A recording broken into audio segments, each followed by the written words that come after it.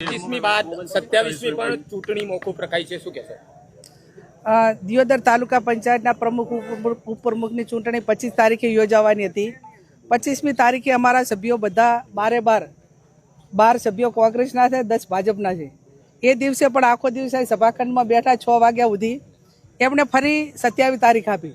તો આજે 11 વાગ્યાથી કરીને અત્યારે લગભગ 5 વાગ્યા સુધી અમારા સભ્યો એ તાલુકા પંચાયતના સભાખંડમાં બેઠા. પહેલાં એમણે 11 વાગે ચૂંટણી કરવાની હતી, ના કરી. ચૂંટણી અધિકારી કોઈ ના આવ્યા. એના પછી કીધું કે 3 વાગે આવશે, તો 3 વાગે પણ ના આવ્યા. અમે રૂબરૂ ત્યાં કલેક્ટર ઓફિસ જઈ આવ્યા અને કલેક્ટર ઓફિસે ગયા પછી અમને સમાચાર મળ્યા કે જે જિલ્લા વિકાસ અધિકારી જે વાવ થરાદના છે એમને કલેક્ટરનો ચાર્જ આપેલો છે, એ બોર્ડર ઉપર ગામોની વિઝિટ લેવા માટે ગયા છે. એટલે એમને તાલુકા પંચાયતની ચૂંટણી કરાવવામાં કે ચૂંટણી પંચના નિયમોનું પાલન કરવામાં રસ નથી. એમને મોબાઈલ બંધ રાખીને આ રાજ્યની અંદર આઈએસ ને આઈપીએસની જે હાલત છે એ કેવી છે કે કોઈ ઇમરજન્સી કે ગમે એ નિર્ણય લેવાનો હોય તો કલેક્ટર એ બંધારણમાં એને ઓથોરિટી છે.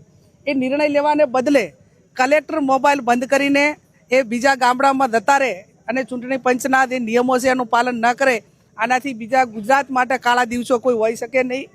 અમારી એક બેન કે જે પ્રેગ્નેન્ટ છે એને આજ ડિલિવરી હતી, છતાં પણ મેડિકલ ડૉક્ટરોની હાજરીમાં કે ડૉક્ટરોની સેવામાં રહીને એમ્બ્યુલન્સ સાથે એ 11 વાગ્યાથી કરીને 5 વાગ્યા સુધી આજે સભાખંડની અંદર છે. એ ભારતીય જનતા પાર્ટી મહિલાઓની સુરક્ષાની વાત, મહિલાઓના સન્માન માટેની વાત, મહિલાઓની સશક્તિકરણની વાત અને મહિલાઓ માટે ખૂબ એમના જે ભાવુક ભાષણ સાંભળો ત્યારે આપણને એમ લાગે ને અત્યારે જે દાખલો જુઓ તો એક બેનને ડિલિવરી આવવાની છે, એમના ઉપર પણ એમને દયા નથી આવી.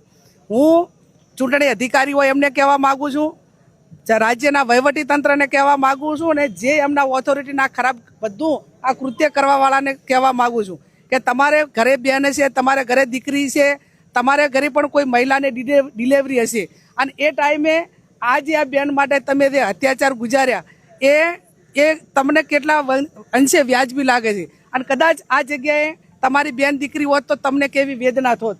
એટલે આ ભાજપના જે એના મળતિયાઓ અને હું માનું છું ત્યાં સુધી જે બ્યુરોક્રેસી વહીવટી તંત્ર કહેવાય એ લોકોનો પગાર લે છે અને હાથા ભાજપના પટ્ટાવાળાને ખેસ પહેરવાનું વહીવટી તંત્રએ બાકી રાખ્યું છે.